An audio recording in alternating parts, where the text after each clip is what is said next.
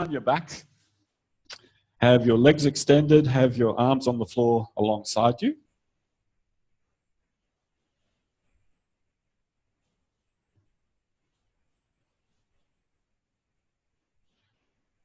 Roll your legs inwards and then let them flop back out. Roll them in, let them flop out. In, flop.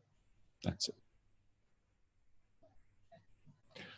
I'll give it a go. Thanks. So I'll just have to discover how to do it. There we go. Oh, dangerous conditions. Not a good idea, huh? Oh, well, we can turn on the middle ones. Is that all right? Oh, good. Do they? Oh. There we go. That'll do. Front of house. Just let me go on the... No, it's fine. No, you don't want that.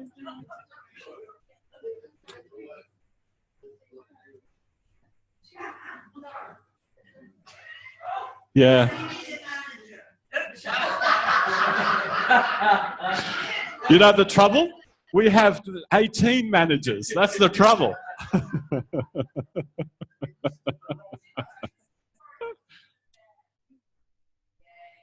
All right, let's try that. Thanks, Jenny. I should have stuck with you. They will get bright, but that's okay. She is. She's a great manager. Couldn't want a better manager. And I'm saying that from the heart.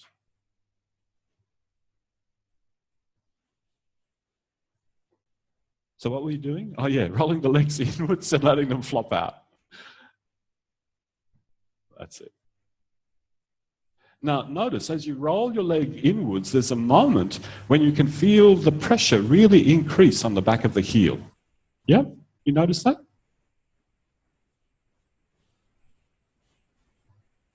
And there's also a moment when the pressure is the greatest, your toes are kind of pointing up to the ceiling. Can you notice that?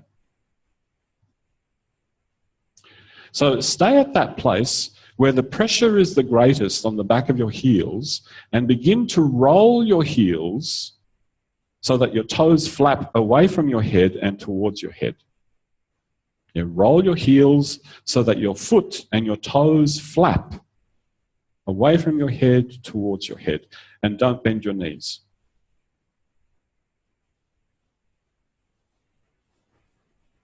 Oh, some of you are sliding your heels.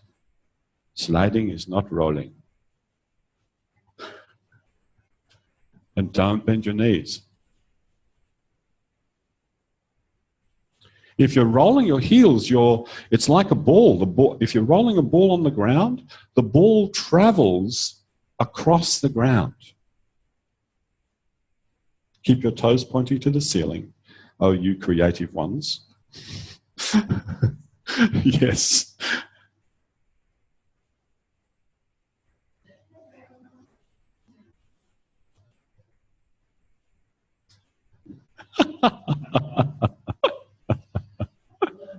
Already people having fun. All right, stop.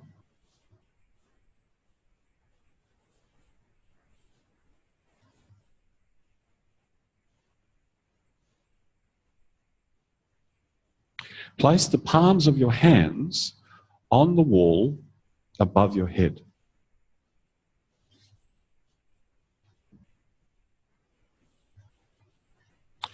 And you can open your eyes and have a look. Can you arrange your forearms? Just think of your forearm. Can you arrange your forearm so that it's more or less parallel to the floor? Or perpendicular to the wall, whichever you like. They're both the same thing. How do you make that distinction that the forearms are either perpendicular to the wall or parallel to the floor? This is an external frame of reference, and for some of you, having an external frame of reference is tricky.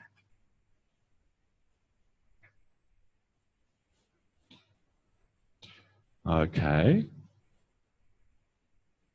Now, some of you will need to shuffle along the floor a little bit so that there's a bit more of a bend in your elbow. Otherwise, if your elbow is already straight, there's nowhere to go. Okay. So now with both hands resting on the elbow, could you try to push yourself away from the wall just a little bit and then stop? Try to push the whole of your body a little bit away from the wall and then stop.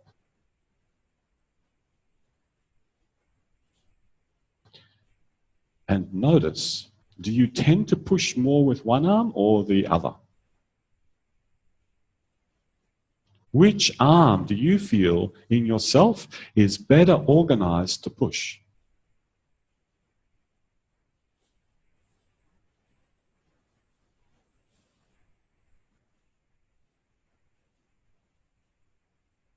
See if you can arrange your arms so that the arms become more equal in their ability to push you away from the wall.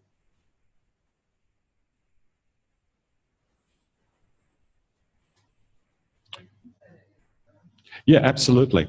If you distinctly feel that one arm is more able to push you, reorganize your arms until you find that both arms can equally push.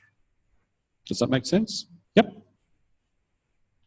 And now, for those of you who have difficulty getting the whole palm of your hand on the floor when you're in a bridge position, this is a great alternative. So you don't have to challenge your wrists here. You can find a place on the wall, and you know, you can ignore my little instruction about perpendicular to the floor if what your comfort is important, right? So you find that place where you can generate a push. And push a little bit and release. And push a little bit and release. And notice, when you push, is there any tendency for you to want to hold your breath? Is there something about the act of pushing that for you, you immediately correlate with breath holding? And if you notice that, then the next question you can ask yourself is that really necessary? In some instances it might be, but is it necessary in this context? Because context is everything.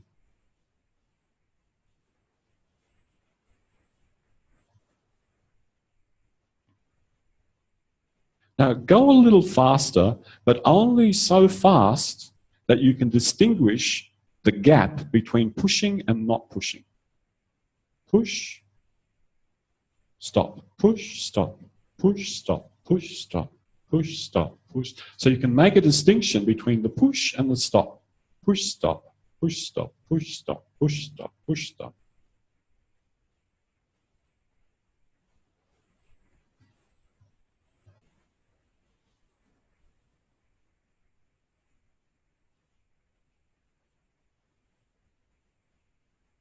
Okay, let that be. I probably had you there too long with your arms on the wall. Sorry, you could have rested sooner.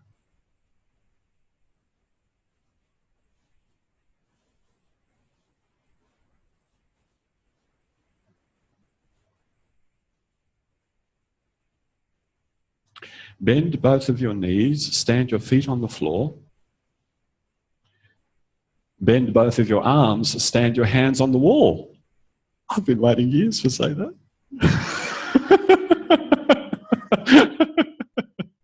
Thank you very much for offering me this opportunity. That's great. All right, now, just leave your hands on the wall resting there and imagine that you have your feet stuck to the ground with super glue. Try to pull your heels towards your buttocks, knowing that your feet are stuck to the ground. And release. And again, try to pull your heels towards your buttocks, knowing that your feet are stuck to the ground, and release. Pull, release. Pull, release. That's it. And when you get into the rhythm of that, notice if this action of your legs helps you to move the rest of your body better with your arms. Can you push a little bit now with your arms to help your legs? That's it. And if you do this nicely enough, I should hear 18 people snoring.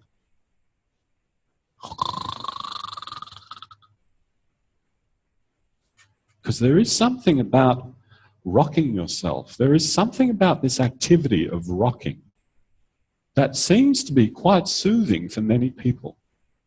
Some people, not so much, but some people find this act of rocking very soothing.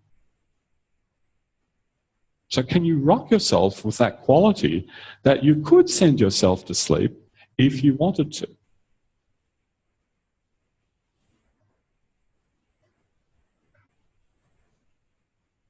And when you have that idea in mind, notice the intensity of the contraction you use.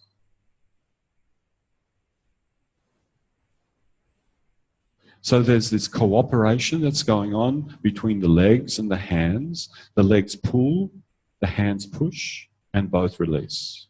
The legs pull, the hands push, and both release.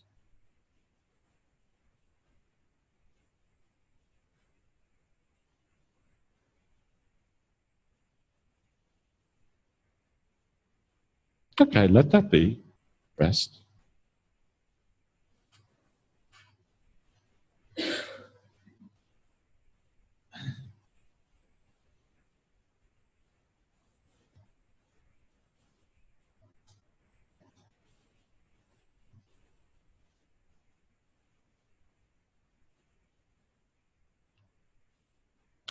Bend your left leg, stand your left foot.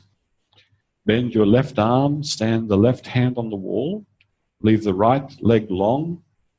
Leave the right arm lying alongside yourself.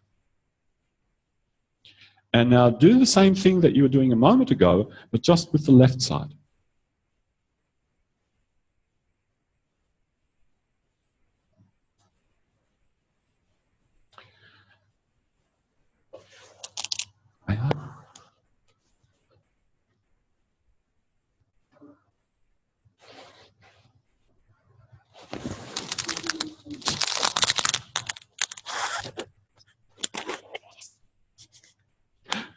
So the intent is not to lift the hip.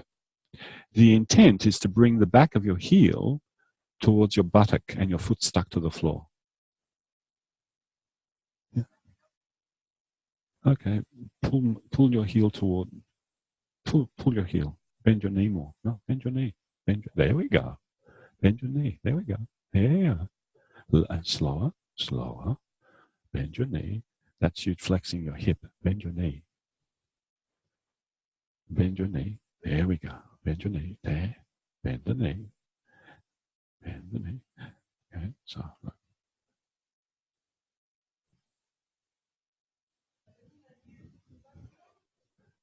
Sorry?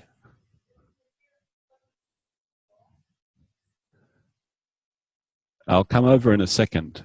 Can you feel how your pelvis gets pulled this way? This. Yeah. Yeah. Tricky, huh? Yeah. What was your question?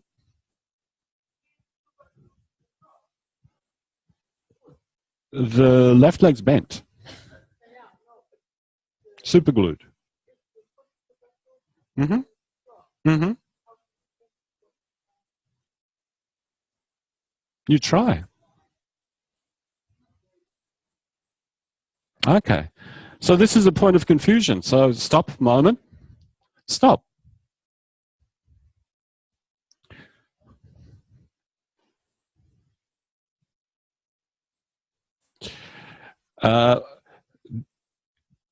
Roll to one side and pair up with the person next to you.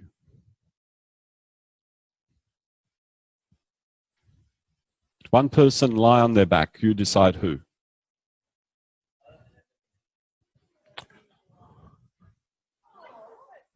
No, look. You'll have to cross the room. Person lying on the floor, Could you lie on the floor with one leg bent?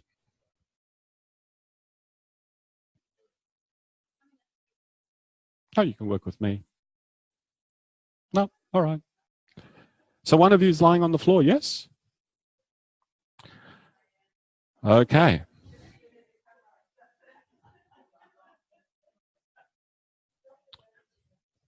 Nah, don't stop the levity, it's fine. Place your hands on your partner's foot. And yeah, press your hand, really press their foot to the ground so that they really know it's kind of stuck there. And now try to bring your heel towards your buttock, which is an invitation to bend your knee more, isn't it? Yeah. Notice how your hip gets further from your head, from your shoulder. Yeah.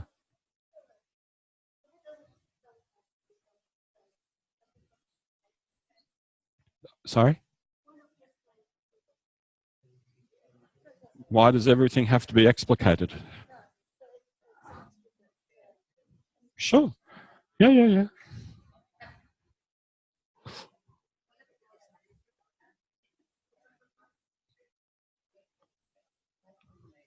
Now, make one variation, okay? Make one variation. Person lying on their floor, could you open up your knee to 90 degrees?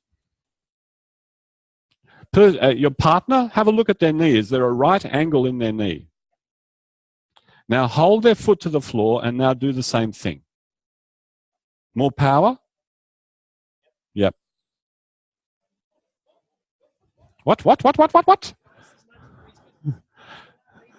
Yeah, the 90 degrees. When the leg's at 90 degrees, the hamstring is in a better situation to work.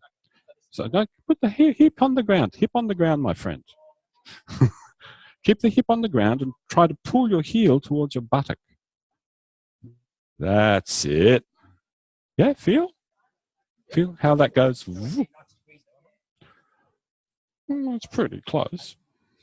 I'd say it's about 80. Oh, yeah. Will we get the protractor out, Kylie?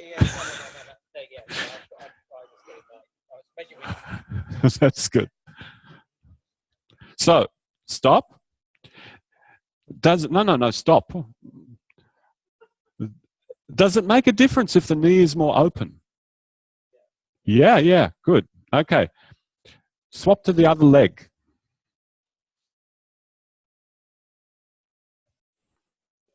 Explore the same thing with the other leg. Hold your partner's foot to the ground. And draw your heel towards your buttock. Now you can't, right? That's an impossible task because you're being held. So it's asking you to do something from which you have to make a meaning out of. Kind of like charades. You know? Yeah. People give you a lot of clues, but they don't tell you, oh, it's a doctor. Because that's not the game. You're making funny faces.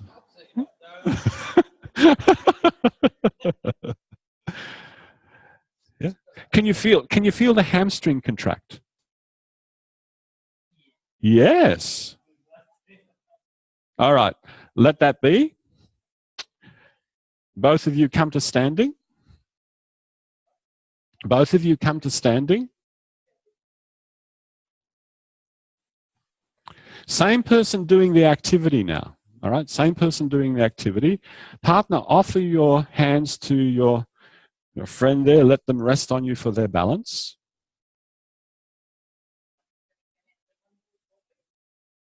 Yeah, the one who is wobbling is resting in your hands.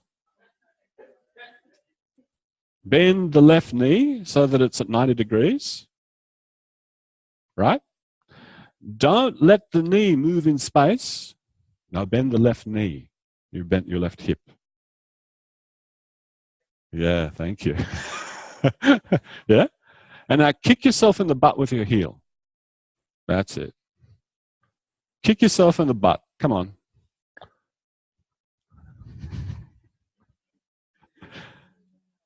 come on, kick yourself in the butt.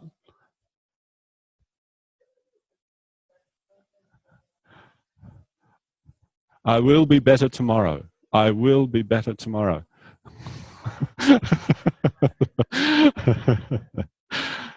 Switch legs. Switch legs. Kick yourself in the butt.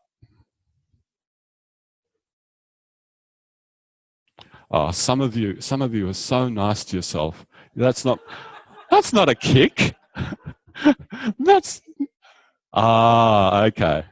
Then you please do what you want. Yeah, then that's all right.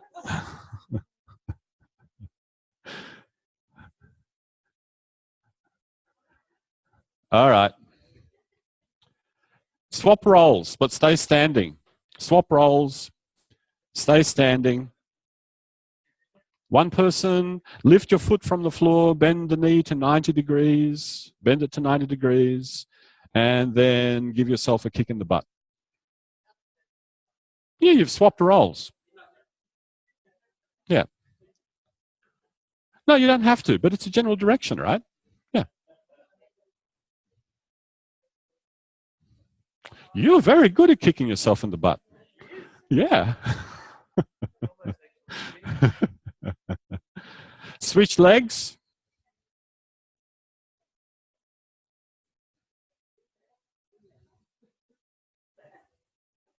That's nice. You're good at kicking yourself in the butt too. Yeah. All right. Lie down on your back. Still working with your partner. Lie down on your back. Yeah, you swapped roles. One person lying on their back. It's all right.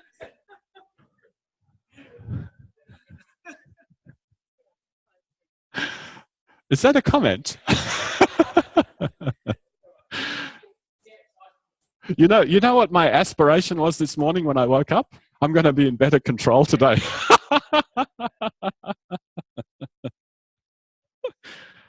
All right. Now, hold your partner's foot on the ground. You bend one leg. Hold your partner's foot on the ground. Bend one leg. Try to kick yourself in the butt. That's it. That's it. Now you have a reference, right? This is called the kicking yourself in the butt maneuver.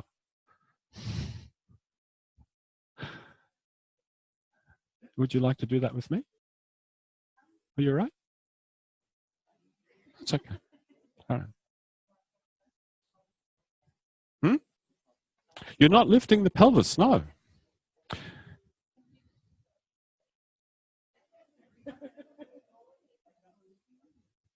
Now, remember the 90-degree thing?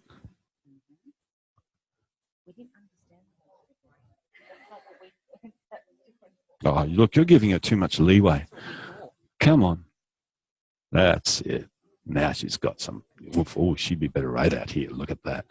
Oh, yeah. No, okay. So now you can gently kick yourself in the butt now. There you are.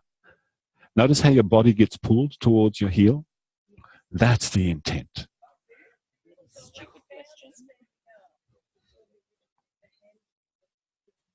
Of course. But yet this is still a hamstring movement. But it's the end of the kinetic chain is closed now.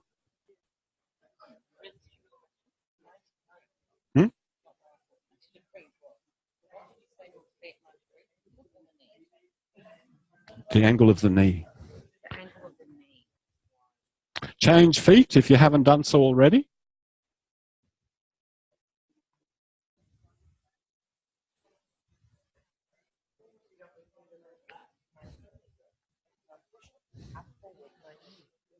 $90 degrees.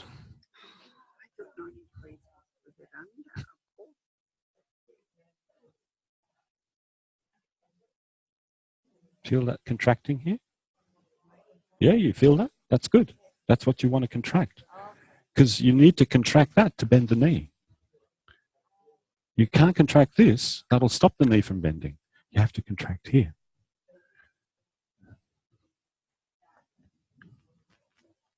Yeah. It's that. Yeah. Good. No, just, this is hamstring. Just hamstring. Yeah? Okay. Could you both please return to your backs on the floor?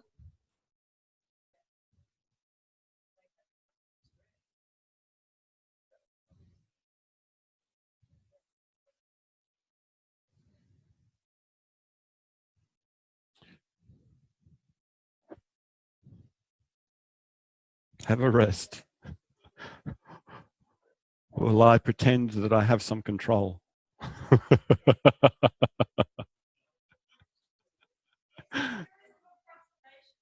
Thank you very much.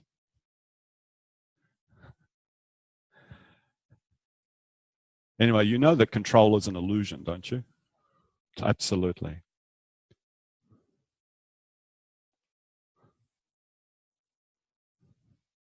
There are some neuroscientists in the world that would argue very passionately that you have absolutely no control. That's just an afterthought after everything has been causally decided, if you want to use that word, decided in the nervous system. Everything is just, you're just witnessing that's already something that's causally been determined. Some neuroscientists would argue that. Bend both of your legs. Have the soles of your feet on the ground. And have that bend in your knees where you're able to contract your hamstring efficiently. If the knee is super bent, this hamstring can't function very well. So there you have to have enough angle in the knee for the hamstring to do its work. Put your hands on the wall and use your arms to help the hamstrings do their work.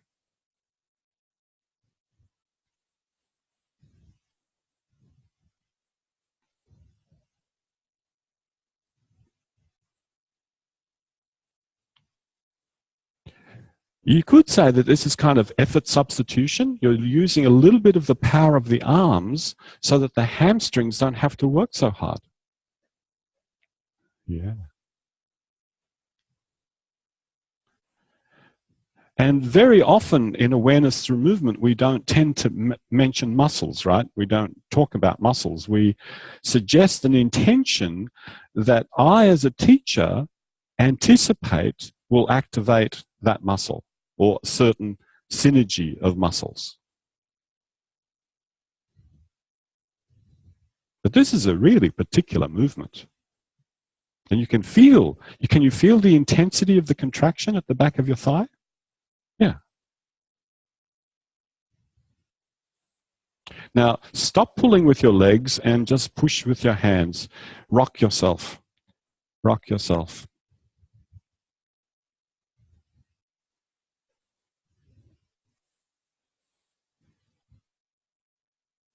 Rock yourself through the power of your arms. Good. And now stop. Rock yourself with the power of your legs. And then return to the arms. And then return to the legs. And swap. One, the other, and just know which you're using to rock yourself.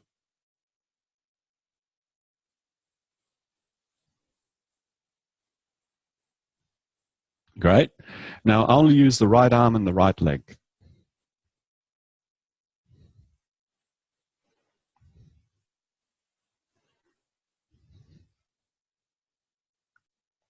And now only use the left arm and the left leg.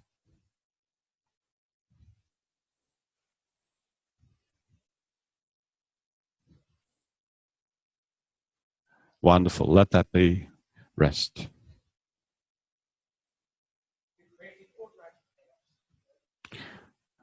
Yeah, I have a nervous system. Thank you, Ray.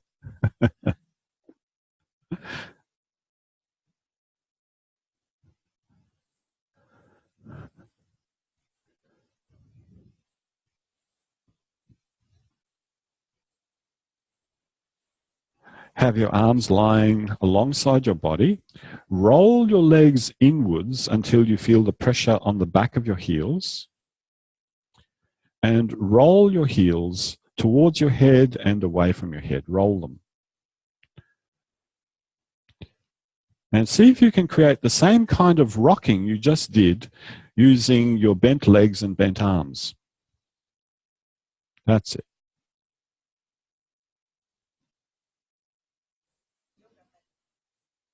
Yeah, they give you some friction, right? You need some friction. This is where having a partner, again, is really helpful because the partner can actually increase the friction against the ground.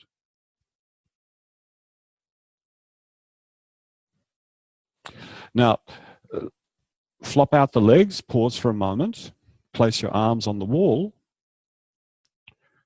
place your hands on the wall, I should say. And now, once again, start to use the wall to push against as you rock your heels.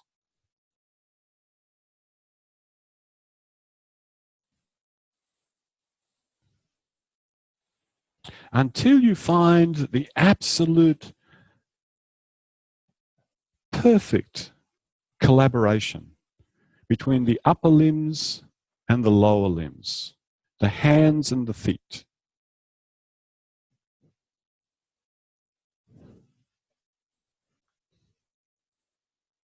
And when you get a hang of that, go a little faster. And then go a little faster. And find out how fast can you rock yourself.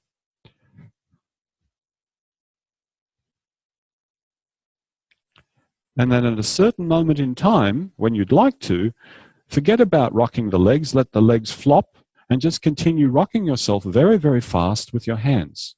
As fast as you can make it without having to hold your breath.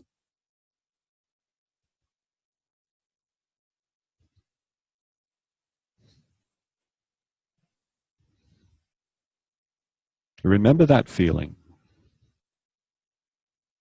Stop. Pause a while.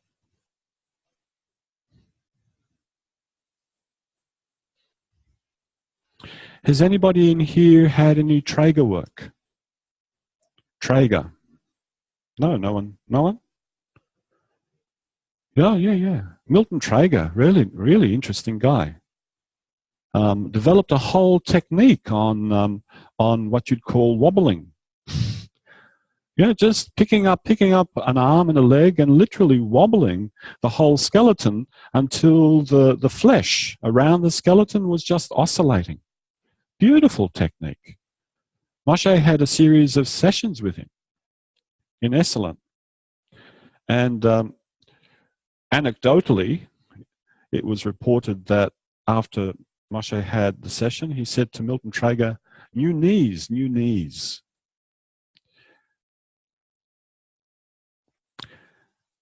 So you're kind of doing a similar kind of thing. You're using power in one part of yourself while trying to let the rest of yourself just hang loose. So that the waistline does not have to be tense. The legs don't have to be tense. The head and the neck don't have to be tense. That you can just let the whole flesh around your skeleton just oscillate. Go ahead and create that for yourself with the hands on the wall.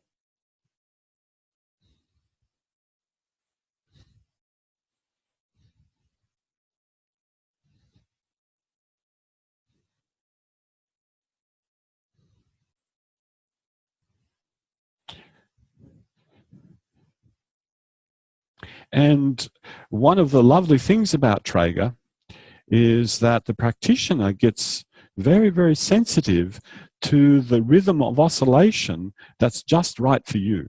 If they oscillate you too fast, it doesn't quite work. Too slow, it doesn't quite work.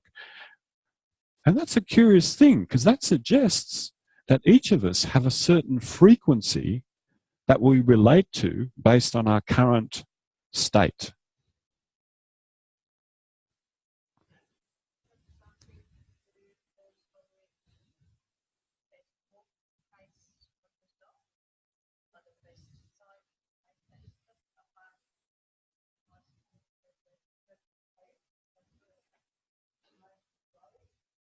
Yeah, I think that's related. But I tell you what, be in another emotional state, and I think your frequency might be a bit different.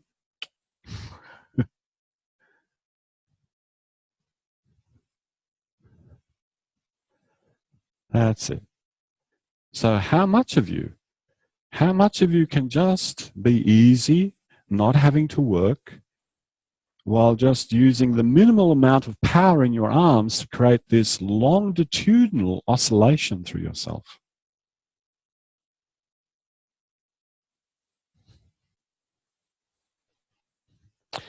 It, um, it was reported in a biography of Milton Traeger that Feldenkrais then went away and tried to use some of the stuff that he had encountered with Traeger.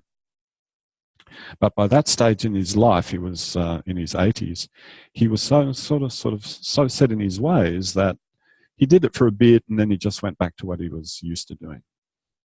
So, so he thought it good enough to try.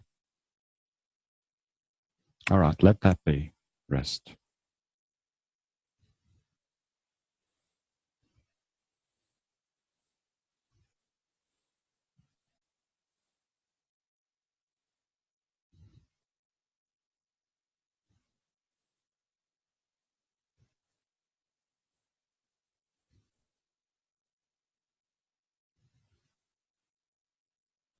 Have your legs long on the floor. Place your hands on the wall. And begin to think of taking your head through the gap underneath the left arm, and then return, and then the head through the gap underneath the right arm and return. And I mean the back of the head. The legs are long. Unless, of course, you find that so obnoxious that you want to bend the legs, and then please do bend your legs. In actuality, if you have a really hard time conceiving, bringing to mind even the image of taking your head through the gap with the legs long, you should bend your legs. Because it's no point struggling even in your imagination. No point struggling even in your thinking. Nice move. Not quite what we're doing, but that's not. Remember that move for an ATM in your future life when you're making up a lesson. That'd be nice.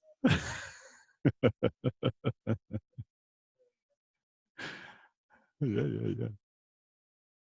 Now notice that when you take your head through the gap, you create a twist through yourself. You create a bending twist. The back of your head, yes.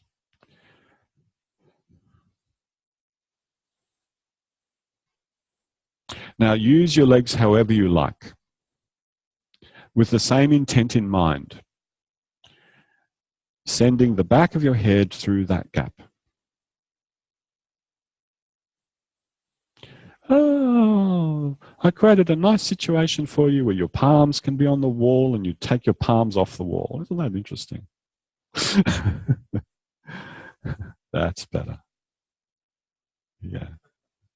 Yeah, well, you can really feel, that line of the forearm going into the wrist and that push through the palm. Can you feel that? If you have your arms lower, that's even... midline. Very good. Yeah. That's nice. Yeah. You can use your one leg bent, one leg long, both legs bent. You can lift the pelvis. You can turn the pelvis. But the full hand stays on the wall. Both full hands. Oh, well, actually, now that you say that, maybe one hand can come off the wall.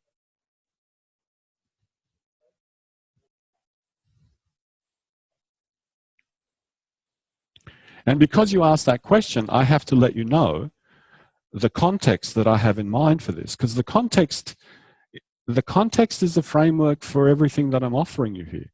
In my mind, I have the image that you're on your back, your hands in a bridging position, and you're lifting your pelvis completely off the ground, extending your shoulders. And because that's in my mind, I'm thinking, no, the palms of the hands have to be on the wall. Otherwise, you can't do a full bridge. It doesn't work. Does it make sense? So the scenario, the script that I have running in my mind is the basis on which I draw out all these little instructions. Otherwise, they're just a bunch of unrelated things. All right, let that be. Rest. Does that make sense? Because as teachers, when you start teaching this work, you have an idea in mind. You can't say, I'm just doing anything. You do. You have an idea in mind. You have a direction. You're prepared to change direction, if need be, but you have a direction, and all your instructions are satelliting around that direction.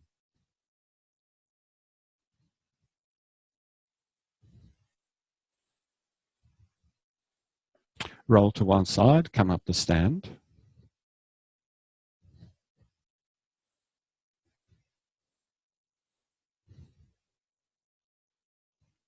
We're nearly done.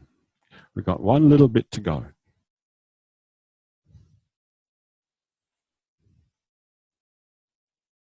Notice what it's like to stand.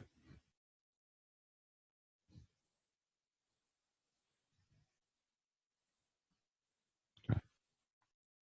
Raise your arms towards the ceiling.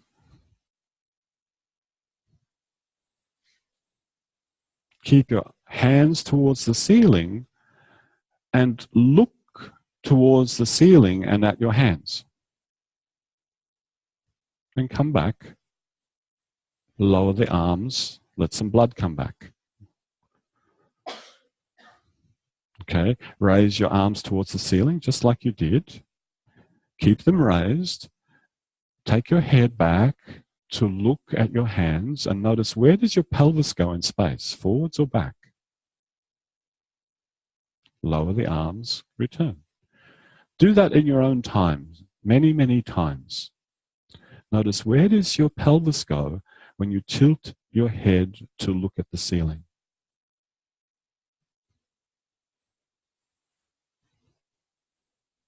Pelvis goes forward, yes? For you? Yep. What are you doing with your belly?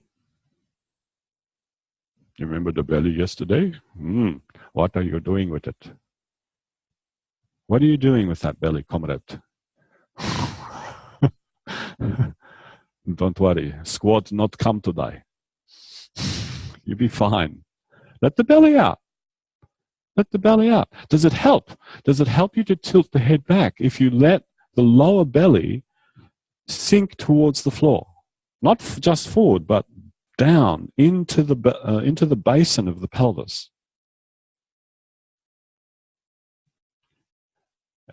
And the next time you have your hands up in the air and your head is tilted back and your pelvis is forward and your belly is in, just do one thing, draw in your belly. Feel where it takes you. Can you feel? Just drawing that lower abdomen, it pulls you right back. Can you feel that? Yeah. And if you're trying to do a bridge and the lower abdomen isn't lengthening, good luck. You're going to have really strong arms and strong legs. Let that be. You get to sit down now. Okay, please take a seat. Yeah. And take your seat and put it close to the wall.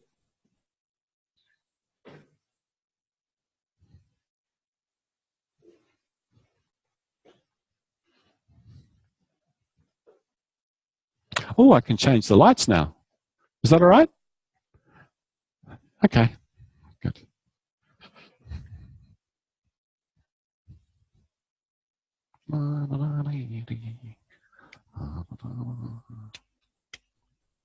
Yay.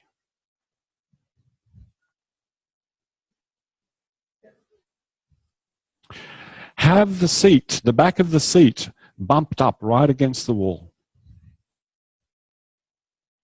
That's it. Sit on the forward part of your chair. And you remember all this business that we were doing yesterday with the bubble? Oh, you weren't here. So yesterday we imagined that we had a bubble around us. And the bubble is about that far away. So you don't have to reach out. And what we were doing this, and we were doing that, and we were doing that, and we were doing this, and we were doing that, and back there. Yeah. So the reaching around on that bubble. So now do that again. Do that again. Bubble, bubble, bubble, bubble, and see if it's possible to land the palm of your hand on the wall behind you.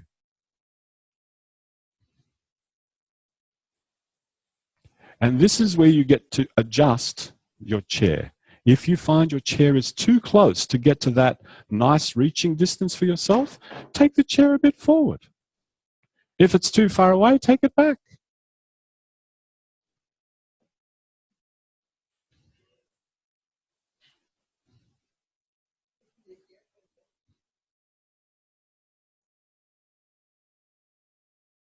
So we're doing bubble, bubble, boil, and trouble.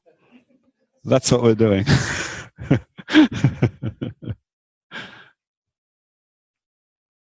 Now, because it's one-sided at the moment, you can allow yourself to twist.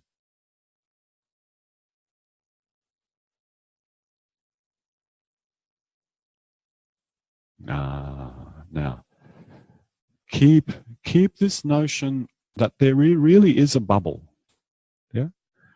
And you are doing this very soft movement with the hand. It's like touch the bubble, touch the bubble. Every time you touch the bubble, there's a little extension in your arm, a little, and then you bring everything back. Take everything out, bring everything back. Take everything out, bring everything back. Take everything out, bring everything back, until you can touch the bubble at the back. It just so happens that the surface of the bubble correlates to the wall.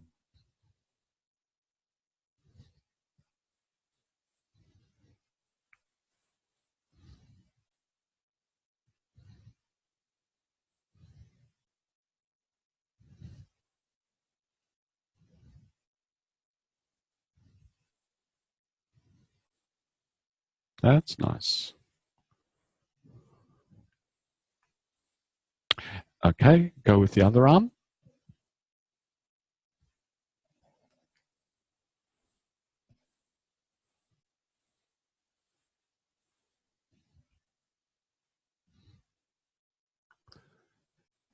Yeah, your whole torso will need to change shape. Can't stay in the same shape. Unless, of course, you're hypermobile in that whole upper limb area. And then, of course, what's the trouble?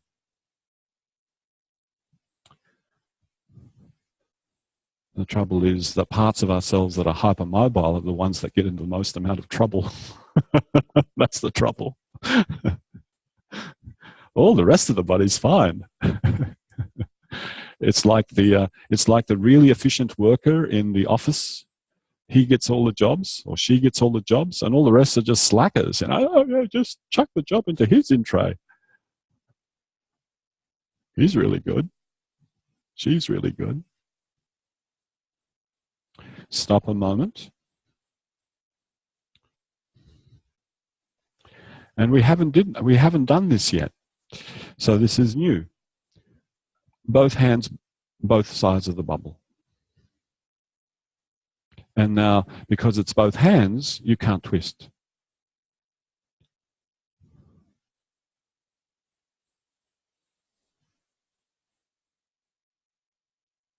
And some of you are creating so much tension in your wrists. It's not worth it.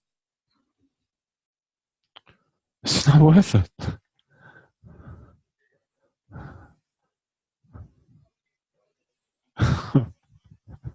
I didn't even notice you. I noticed somebody else, but you confessed. That's good.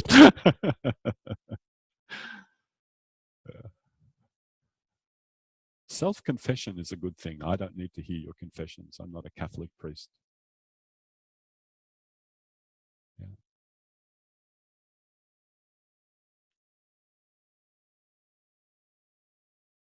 So notice how much you have to send the abdomen forward, the pelvis forward. Depending on where your clock is on that seat, if 12 o'clock is forward, you have to roll your pelvis to 12 o'clock. Yeah. Yeah.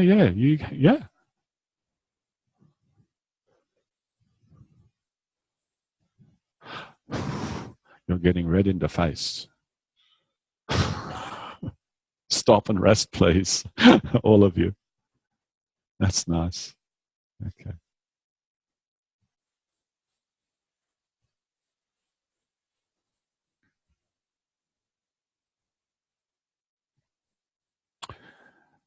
So for the sake of brevity,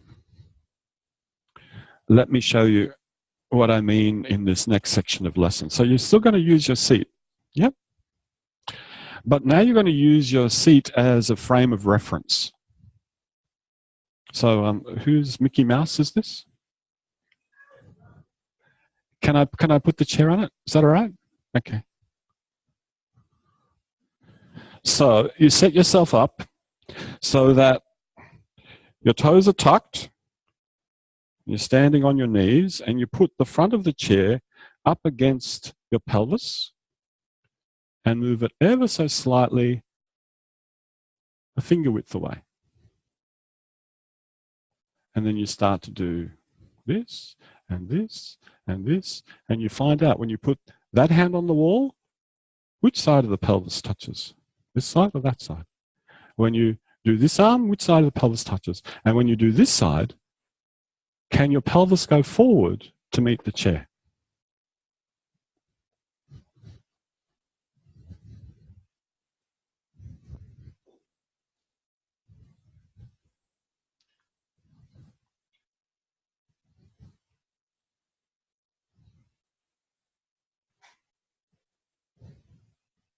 So it's keep the form. No, mine weren't. Your toes, but do tuck your toes. And yeah, tuck your toes.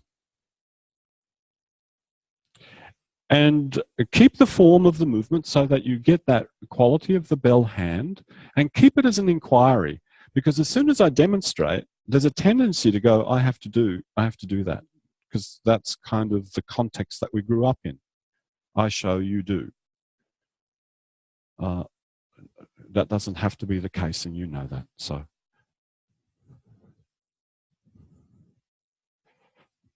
yeah, so the softness of the hand, the softness in the wrist, the softness in the elbow, softness in the shoulder. You want that quality of the hand to permeate all the way through you.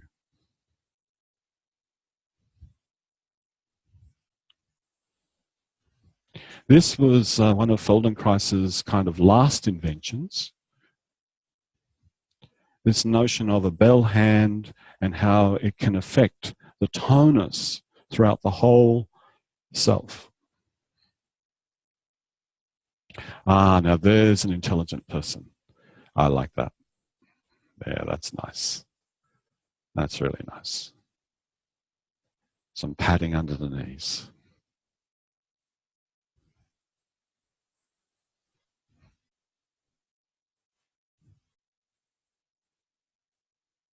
So one hand, other hand, two hands, rest when you need to. And you can just remind yourself, pelvis goes forward, belly can be full, head can lift and turn.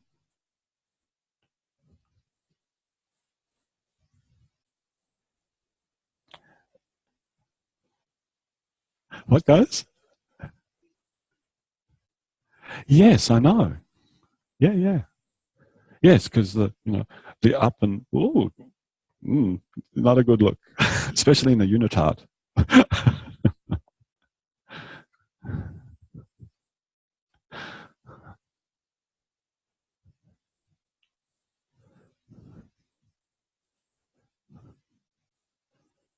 Now, once you don't need the chair anymore, you can just send it away.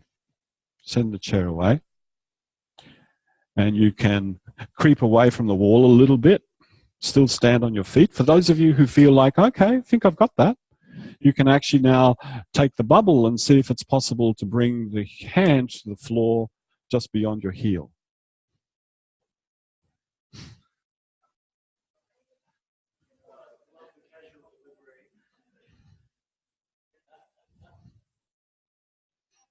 For the Simons of this world. That's how Feldenkrais actually delivers. Oh, just do this, bloop, bloop, bloop, and he just walks around. Who does it, does it. Just chucks out the idea.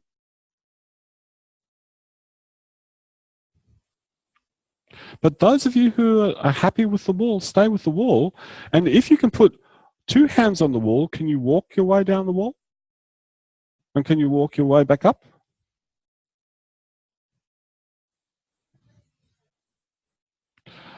You don't have to have your toes tucked.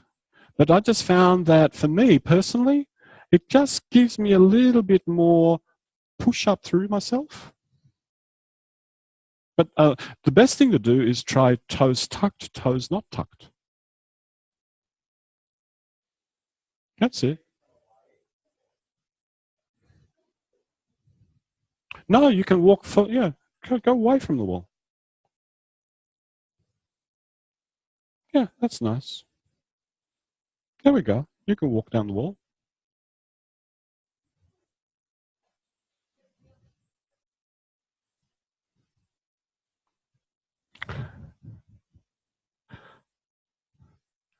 There we go.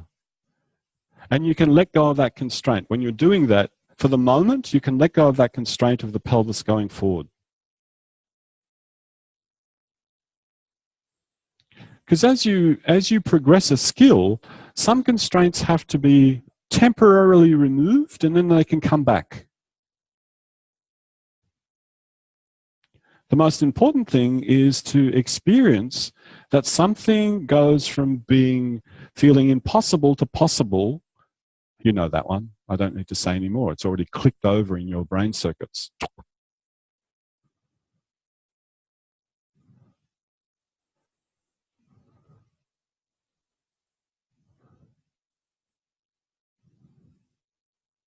Nice.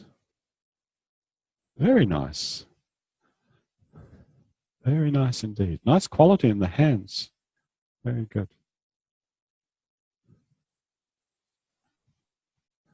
That's enough. Let it be. Stand up, walk a little bit, please.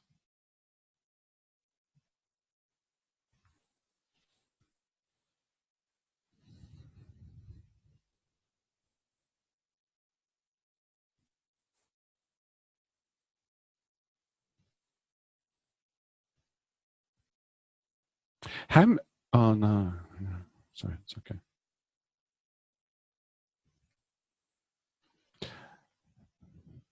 What's new in your sensation? What do you perceive now? All right. Please have another break and we'll come back and we'll do some hands-on work and look at another tactic. Tactic.